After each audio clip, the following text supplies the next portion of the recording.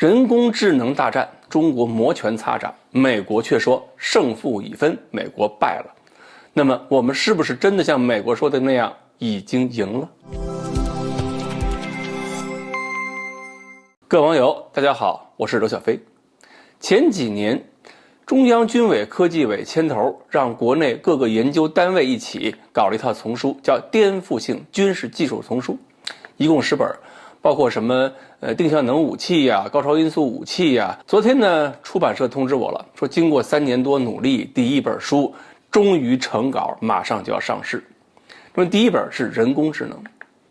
虽然说整个这套丛书是一个入门级的科普读物，但是军委科技委把人工智能放入丛书里边，也说明对人工智能的重视程度，认定了是对未来战争样式具有颠覆意义的。说到这种重视呢，我想起了6月份美国参议院也批准一个法案，叫做《美国创新与竞争法》，就是打算促进美国在半导体技术、人工智能还有其他技术领域的发展。一般都认为美国这是要通过立法和中国争夺技术创新的制高点。然后呢，到了10月，当时有个消息，就是美国五角大楼首席软件官尼古拉斯·柴兰辞职了，理由是在五角大楼实在干着没劲，干不下去了。反正美国已经输掉了和中国的人工智能竞赛。那么其实呢，再往前算的话，更早几年我也听过美国人抱怨说，人工智能方面中国发展太快，应用领域太多，到处都能看到中国的人工智能应用。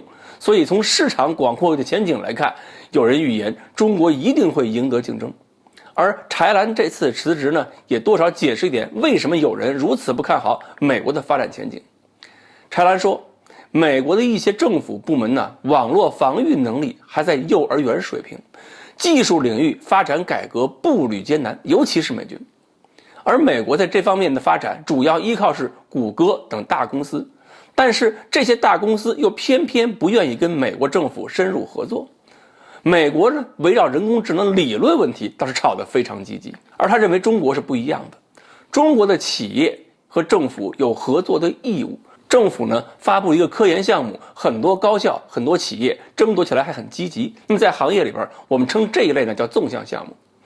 中国的政府呢，在这个人工智能领域又敢于大规模投资，所以未来在人工智能、机器学习、网络能力方面，中国肯定会走向全世界的主导地位。美国在10年到20年内根本就没有跟中国竞争的任何机会。柴兰这番话呢，可以说是讲得非常悲观，但是我们仔细看，还是能够看到他悲观的其实是五角大楼的体制问题。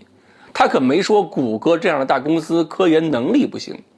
所以他说中国已经稳赢，一方面是气话，一方面也是提醒美国政府要加强对这些大公司的协调，还要加强投资。现在柴兰一说赢了，虽然不能讲他的话是错的，但是我们还不能太早的高兴。美国现在要搞决策中心战、马赛克战这些理论，就是以大量的无人平台、人工智能为基础，而无人平台作战也都需要人工智能进行支持。所以呢，在军事理论创新方面，美国一直没有停步，而且是一直走在我们前头的。一是要拼投入，这种研究就要求持续的大把烧钱；而另一个呢，就要拼人才和科研机制。人才和机制有保障，才会有理论创新，否则我们再怎么看着美国 PPT， 再怎么薅美国羊毛，也只不过是把美国人走不了的这个发展道路，比如说决策中心战，比如说马赛克战，我们可以走通，但是理论创新我们就走不到美国的前头。那么说到机制问题呢，美国人说管不住大公司，我们这边也有问题，常见的问题就是科研管理方面外行管内行。我们集中力量办事儿是优势，只不过科研管理、项目管理机制还需要理顺，所以双方都有各自的问题。